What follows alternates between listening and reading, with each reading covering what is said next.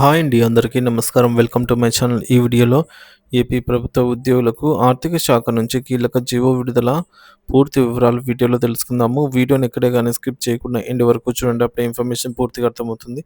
Video చూస్తున్న ప్రతి ఒక్కరు వీడియోకి లైక్ చేయండి ఫ్రెండ్స్. వీడియోని తోటి ఉద్యోగ మిత్రులతో అయితే షేర్ చేయండి. కొత్తగా మన ఛానల్ చూస్తున్నవారు సబ్స్క్రైబ్ చేసుకున్నట్లయితే వెంటనే మన ఛానల్ని సబ్స్క్రైబ్ చేసుకోండి. దీని ద్వారా నేను చేసే లేటెస్ట్ వీడియోస్ అన్ని మీ వరకు రీచ్ అవుతాయి. ఫ్రెండ్స్, ఇక విషయానికి వచ్చినట్లయితే ఆంధ్రప్రదేశ్ రాష్ట్ర ప్రభుత్వం ప్రధాన కార్యదర్శి కె విజయానంద్ ఆర్థిక శాఖలో పనిచేస్తున్న ఐఏఎస్ అధికారులకు పలు కీలక విభాగాలను కేటాయిస్తూ అధికారిక ఉత్తర్వులు అయితే జారీ చేశారన్నమాట. ఈ కేటాయింపులో ఆర్థిక వ్యవహారాల సమన్వయం, బడ్జెట్ నిర్వహణ, రుణాలు, మౌలిక సదుపాయాల అభివృద్ధి, వనరుల సమీకరణ వంటి ముఖ్యమైన విభాగాలను వివిధ ఐఏఎస్ అధికారులకు అప్పగించారు.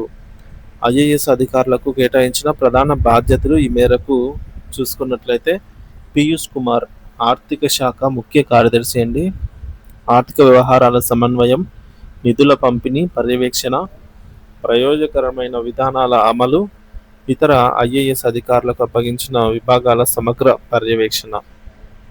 2. ఎం జానకి ఆర్థిక శాఖ కార్యదర్శిగా వ్యయం మరియు మానవ వనరుల నిర్వహణ, వ్యవసాయం, గ్రామీణాభివృద్ధి, సంక్షేమం, పాఠశాల విద్య, ఉపాధి రంగాల పర్యవేక్షణ.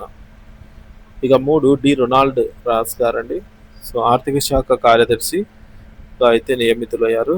బడ్జెట్ నుండి బడ్జెట్ నగదు నిర్వహణ, రుణాల సమన్వయము, క్రీడలు, అలాగే యువజన వ్యవహారాలు, పర్యాటకం, పరిశ్రమలు, చిన్న మధ్య తరహా పరిశ్రమల అభివృద్ధి, నీటిపారుదల వ్యవహారాల నిర్వహణ.